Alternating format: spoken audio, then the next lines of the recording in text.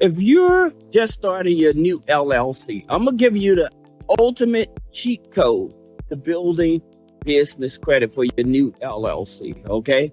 Now, here's the thing about it that most people, when they're starting a new LLCs, one of the biggest things that slows them down from getting funding is their NAICS code. And so what I mean by that is they're looking at businesses that generate a lot of revenue, right? However, the challenge comes in when you choose the wrong business NAICS code, you put yourself at higher risk. And so some of the examples of what I mean is like a lot of people talking about going into credit repair. Everybody can do credit repair now, right? And so that's a high risk NAICS code. Another one is because the economy is so tight, a lot of people are jumping into MLM, multi-level marketing. That's a high risk NAICS code. Then you also have investing. Now, what I mean by investing is covers a broad thing, but if you have this here term in your business name, it makes it so much challenging, so much harder for you to get the funding you want. Now, in terms of type of investing, I'm talking about like stock trading. I'm talking about real estate investing. That type of investing is what I mean when it makes it so hard for you to get the funding that you need.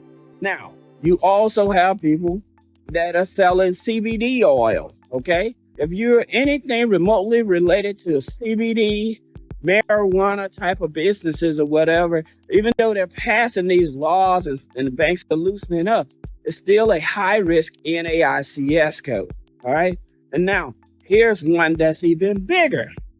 Transportation, trucking. Trucking is a high risk NAICS code, okay? And this is the thing about it that most people don't understand. When you're dealing with high-risk NAICS codes, again, it's going to cause more complications. That's the reason, like, when you go to these box companies, they like LegalZoom or something, and you put your business together, they're not educating you on a high-risk NAICS code. They do not care, right? So because they don't care, you should care and you should know. Now, here's the thing about it. Next thing is understanding your business name. Coming up with a business name. This is so important because a lot of people are always telling us, oh, just go with a generic name. Well, the thing about it, that generic name could be copywritten, right? So that's the reason I tell people, if you're going to go with a business name, even if you're going to use your name, people say, oh, form an LLC around it. The problem is, if you do not copyright that name, again, they will not process it, all right? And so Secretary of State is checking on that name. So then they already got this EIN number. Secretary of State comes back and says, well, here's the problem. Somebody already has that name, or you can't have that name. Now, you don't put all your information in. Now you have to go back and try to come up with a new name. Processing time takes longer and stuff like that. That's the reason I tell people you have to be very careful when terms that, oh, I can set one up myself. Yes, you could, but please understand some of the protocols. If you don't do it right, you'll end up wasting money and time. All right. Now, another one is in terms of banks. How many banks should you start with your new LLC? Here's the key. Always tell people you should consider having at least 3 different banks. You should have a tier 1. A tier 1 bank is like your national banks. So it would be like Bank of America, Chase, Citi, Capital One. Chase, Citi, and Capital One, those would be my main tier banks, tier 1 banks. And the reason is because they report to multiple business credit bureaus. And so what I mean by multiples, I mean Experian, Equifax, and Dun & Bradstreet, Small Business Financial Exchange. That's what I mean. And those are the ones that are most important. All right. Then you have your tier 2 banks. Now, your tier 2 banks, those are your community banks that I talk about. So that would be like your Citizens Bank, your Truist Bank.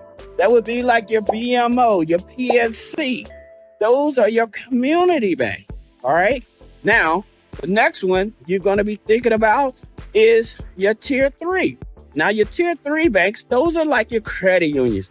So looking at the right credit unions, like Hovia credit union, right? So they are Vantage 4, right? So that means that they are low hanging fruit. Navy Federal business bank account, that's a Vantage 3, all right? These are your low hanging fruit. They're the ones, a lot of these banks that I'm mentioning is because you can have no revenue as a new LLC and you can get up to $50,000 in funding, all right? Because they go off of stated income. That's the reason. So you have BCU, Baxter Credit Union, okay? So Baxter Credit Union is a Vantage 3. You have Meridian Credit Union, a Vantage 3, okay? So the reason I'm telling you that the difference between a FICO 9 and a Vantage is because these are the easiest, because if you have authorized users on your credit file, as well as utilities paying, showing, as well as subscriptions and rental payments, they will work with you and you still can get qualified even if you don't have any revenue in the business. All right. So now some people are asked the question, well, what about net 30s? How important net 30s is? Well, it depends on your credit.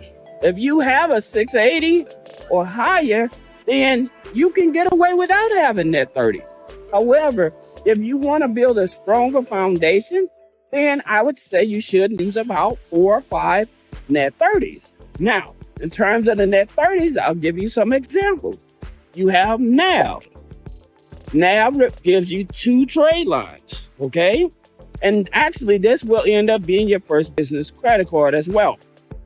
Now, with NAV, okay, you sign up for this subscription, all right, that gives you access to your business credit file and your personal credit file. And what ends up happening, you have to actually keep the subscription going. It usually takes them anywhere from maybe 60 days, okay, so you can start reporting. Now, here's the thing about trade lines, net 30s, that people don't understand. Even like with the banks and stuff, those type of trade lines, they're not going to show up as the name on the trade line. It'll say like a financial institute or something like that, but it's not going to give the name of the financial institute. So you have to keep that in mind. So don't be looking for the name. Just know that it's actually reporting, okay? So with NAV, again, they have a charge card, but it's no credit check, okay? So you don't even have to have credit, no income in the business in order to qualify this, no deposit, all right? So that's going to be your very first card. So NAV gives you 2 trade lines, right? Now, here's another thing. You have Fair Figure. Fair Figure is a new player in the game. They're similar to NAV. Now, here's the interesting thing. Fair Figure will give you 2 trade lines on your business credit file as well. Now, the way that happens is that the first one, you sign up for their business credit reporting program, just like NAV, all right? Then, if you're making anywhere at least $2,000 to $2,500 a month already, then they will actually give you a business credit card from $500 up to $500,000. Okay, so that jumping off will give you 4 trade lines there. Then you can use a Crown Office. Crown Office, because it reports Experian, Equifax, Dun & Bradstreet. Then you have Searchly that reports Experian, Equifax, and Dun & Bradstreet. Now, these 2 companies, they are backed by Dun & Bradstreet. So that's the reason they're valuable, and you know that they're going to report because they're backed by Dun & Bradstreet. All right. Now, you also have, when you're going after your business credit card, what would be your business credit card? Let's say that you have bad credit. So then who would have your business, lowest business, smallest or easiest business credit cards? Here's the thing about it. In reference to your easiest business credit card, they will say like your secured business credit card. That would be like Bank of America. But with Bank of America, you have to put $1,000 down. I'm talking about unsecured credit card. So with your unsecured credit card starting out, then you probably would look at the Capital One Spark Gold card, right? So this Capital One Spark Gold card, again, because it's going to report on both sides, the personal and the business. However, you only need a 580 credit score to get this here card. So even if you had an account with Capital One that went bad, that will not disqualify you from getting this here business credit card. So that's one of them. All right. So then where else do you start? Again, talking about the low hanging fruit. So we talked about Navy Federal, PNC. Okay. Those are your FICO 9 cards, business credit cards, no revenue. We already discussed those. We discussed BCU. Now, here's something that you must do.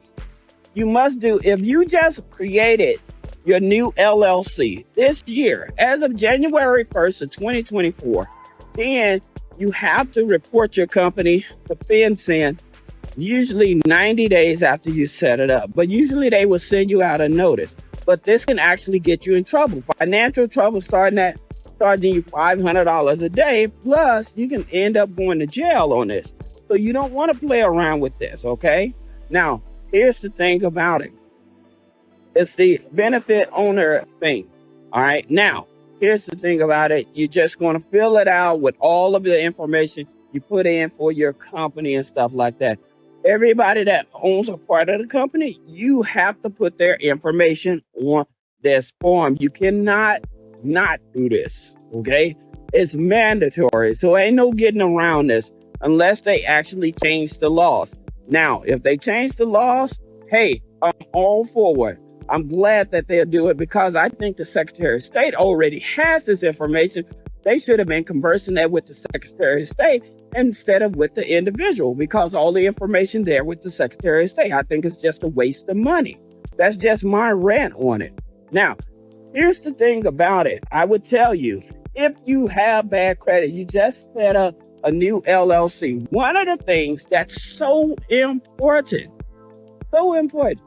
if you'd have added somebody on that LLC along with you, now when they apply for credit, everybody that's on that company, they're going to pull their credit. Okay, so just keep that in mind.